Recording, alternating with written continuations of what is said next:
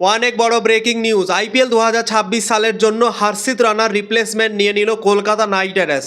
তো Kolkata night Riders কোন বোলারকে replacement হিসেবে নিয়েছে হর্ষিত রানার পরিবর্তে, এই ভিডিওতে তোমাদেরকে জানাবো। এবং যে বোলারটাকে নিয়েছে সেই বোলারটা আইপিএলে কয়টা ম্যাচ খেলেছে, আইপিএলে তার ইকোনমি রেট কত আছে, কয়টা হাইস্ট উইকেট আছে আইপিএলে কোন কোন দল থেকে সে খেলেছে আগে, সব কিছুর ইনফরমেশন এই ভিডিওতে তোমাদেরকে জানাবো। তো ভিডিওকে লাস্ট অবধি দেখতে থাকো, আর চ্যানেলে নতুন হয়ে থাকলে চ্যানেলটিকে ফলো আর সাবস্ক্রাইব করে দেবে এবং লাইক শেয়ারও করে দেবে।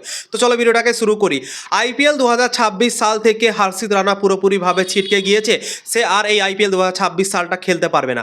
হর্ষিত রানা কলকাতা নাইট রাইডার্সের মেন বোলার ছিল, সব থেকে ভালো বোলার ছিল, ফাস্ট বোলারদের মধ্যে বলছি সব থেকে দুর্দান্ত বোলার ছিল। ইন্ডিয়ান টিম থেকেও হর্ষিত রানা খেলেছে এবং এত বড় একটা bowler Kolkata night Riders IPL 2026 সালে পাবে না।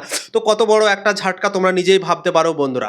তো হর্ষিত রানার চোটের জন্য কলকাতা নাইট রাইডার্সের দলের সমস্যা তো বেড়েছে ভাই, কিন্তু হর্ষিত রানার পরিবর্তন হিসেবে কলকাতা নাইট রাইডার্স আজকে রিপ্লেসমেন্ট ঘোষণা করে দিল বন্ধুরা।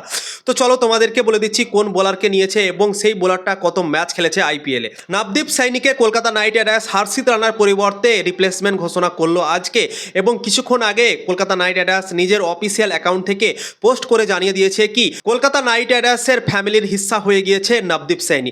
নবদীপ সাইনিকে কিন্তু আমরা যে দুটো প্র্যাকটিস ম্যাচ হলো কেকেআর দলের, সেই দুটো প্র্যাকটিস ম্যাচে বলও করতে দেখেছি, তোমরা হয়তো দেখেছো অবশ্যই। তো নবদীপ সাইনিকে দেখে হয়তো কেকেআর দল ইমপ্রেস হয়েছে, তাই জন্য হর্ষিত রানার পরিবর্তন হিসেবে তাকে নেওয়া হয়েছে দলে। এবার তোমাদেরকে বলে দিচ্ছি নবদীপ সাইনি আইপিএলে কয়টা ম্যাচ খেলেছে এবং কয়টা উইকেট নিয়েছে। নবদীপ সাইনি আইপিএলে এখন পর্যন্ত 32টা ম্যাচ খেলেছে, 23টা উইকেট নিয়েছে এবং তার ইকোনমি রেট হচ্ছে 8.88 এবং এক ইনিংসে সর্বোচ্চ উইকেট নিয়েছে 3টে উইকেট 40 রান দিয়ে 4 ওভারে বন্ধুরা।